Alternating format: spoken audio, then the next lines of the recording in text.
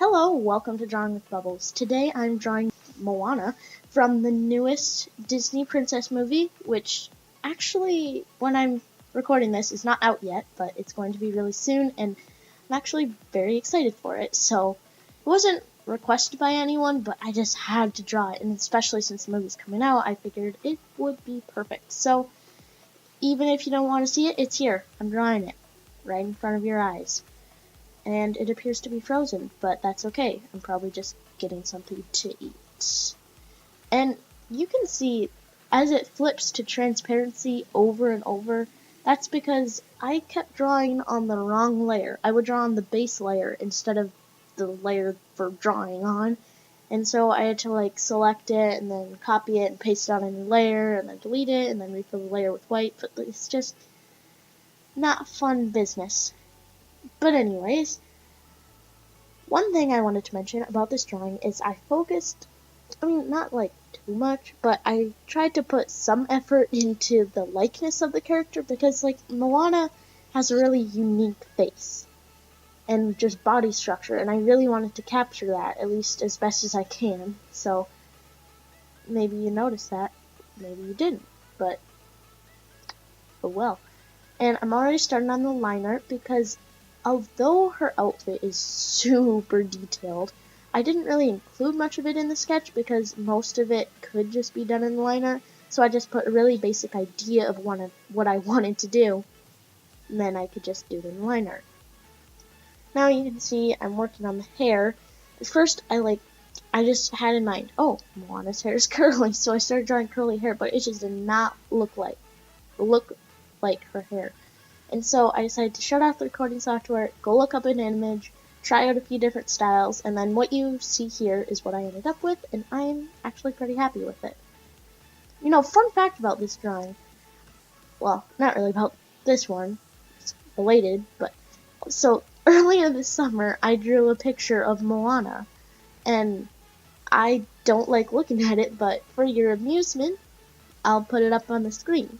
And you can also, if you want to see it for a longer period of time, you could check out my Instagram, which is, you could guess, Drawing with Bubbles. It's always in the description of my video, so just check on in there, and you'll see that. And here you can see, in the sketch layer for this design part, I just put a triangle, but now I'm adding in all those little holes and stuff, which I really wish weren't there because they took a long time. Now I'm adding a bunch of little designs. You might notice they look really prominent and kind of out of place right now. That's because, they're supposed to be more subtle. I changed the color of the line art when I'm doing the coloring of everything else, so we'll see that later.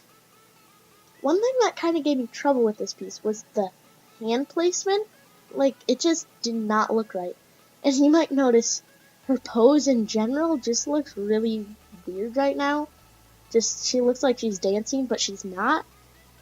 It'll make more sense in the very end, because there's actually, so according to, the trailers and stuff, there's something that has to do with, she's friends with the ocean, I think, and that sounded cool, and so I drew her with some pet water or whatever.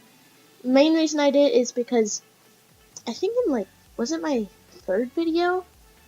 One of my really early videos, Katara, I tried to draw her with some water, but even when I was drawing it, I was like, oh, I do not like this.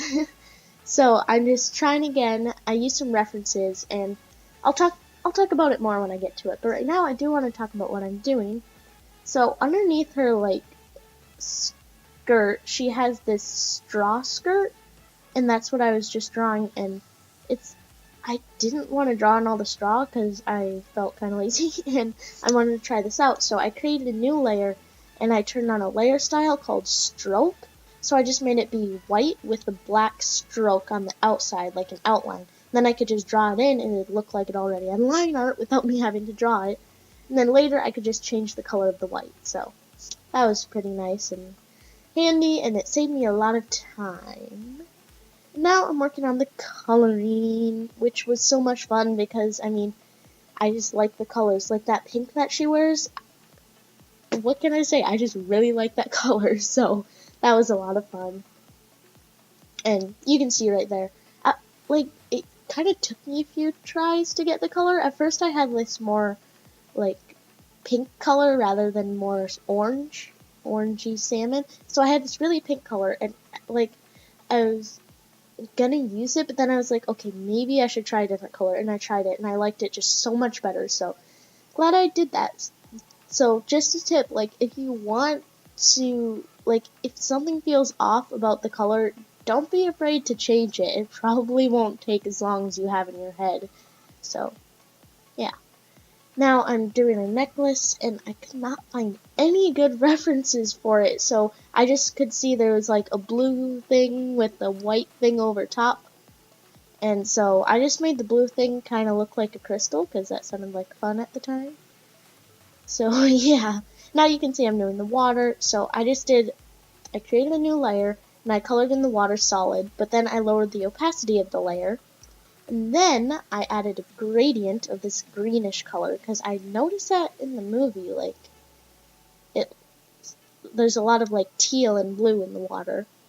And then, now I'm adding some, like, highlights and stuff, because, like, I was gonna base it off of the water from the movie, but that was just, like, impossible. So I looked up some references from Avatar, The Last Airbender, and used that. And then I added some glitter because I can, and some, like, light reflecting on her.